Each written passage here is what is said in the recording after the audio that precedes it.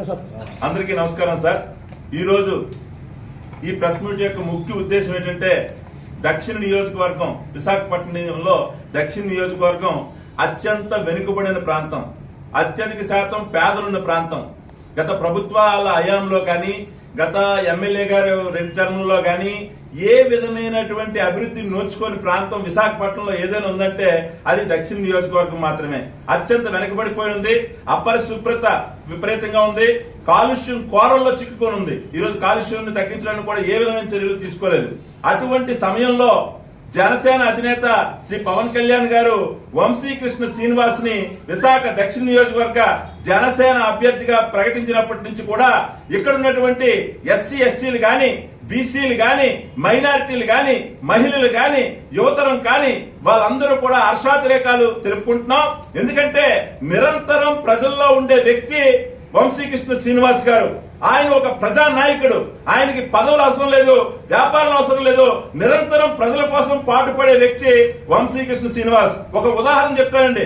ఇప్పుడున్న ఎమ్మెల్యే గారికి, మాజీ ఎమ్మెల్యే గారికి వంశీకృష్ణకి తేడా ఏంటంటే వంశీకృష్ణ శ్రీనివాస్ గారు 5 సంవత్సరాల ఎమ్మెల్సీ పదవిని అనుభవించవచ్చు, కానీ ఆయన ప్రజల్లో ఉండాలి, ప్రజల కోసం ఉండాలి, ప్రజలతోటే నా పైన పేద ప్రజలకు అండగా ఉండాలనే ఉద్దేశంతో ఎమ్మెల్సీ పదవిని తృణప్రాయంగా త్యాగం చేసి ఈ రోజు రాజకీయాల్లోకి వచ్చి విశాఖ దక్షిణ నియోజకవర్గంలో పోటీ చేస్తున్నారు.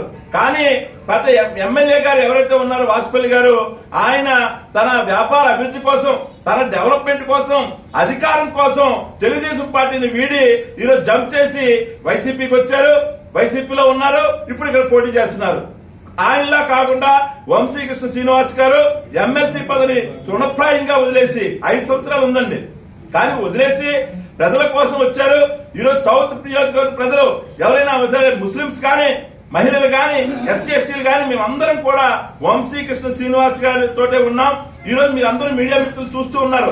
వంశీ గారు వస్తే ఒక ప్రపంచం, ఒక సునామీలా జనాలు వస్తున్నారు సౌత్ లో. అటువైపు పార్టీ వాళ్ళు ఎన్ని తాయిలాలు ఇచ్చినా సరే ప్రజలు రావటం లేదు. స్వచ్ఛందంగా మహిళలు గాని అందరూ కూడా హారతలు పడుతున్నారు వంశీ గారికి. ఈ రోజు మేము అందరికీ ఒకటే చెప్తున్నాం, వంశీకృష్ణ శ్రీనివాస్ గారి మీద తప్పుడు ప్రచారాలు మానుకోండి. మీరు తప్పుడు ప్రచారాలు మానుకొని ప్రజల్లోకి వెళ్ళండి, ప్రజలతో ఉండండి. ప్రజలు ఓటు కడితేనే మీరు గెలుస్తారు. ఇటువంటి తప్పుడు ప్రచారాలు చేస్తే మీరు గెలవరు. ఇటువంటి వీళ్ళ వెనకాతలు కొంతమంది వ్యాపారవేత్తలు, బిల్డర్స్ ఉండవచ్చు, కానీ మేమందరం దక్షిణ నియోజకవర్గ ప్రజలు ముక్త కంఠంతో చెప్తున్నాం, మేమందరం వంశీకృష్ణ శ్రీనివాస్ గారితో ఉన్నాం. అత్యధిక మెజారిటీతో వంశీకృష్ణ శ్రీనివాస్ గారు దక్షిణ నియోజకవర్గంలో గెలవబోతున్నారు. ఇది చరిత్ర రాసుకోండి. ఎవరైనా తప్పుడు ప్రచారాలు చేస్తే ఆ పార్టీలకే నాశనం తప్ప ఇంకేదీ లేదు. వంశీకృష్ణ శ్రీనివాస్ గారు అత్యధిక మెజారిటీతో గెలుస్తారని మేము తెలియజేసుకుంటున్నాం.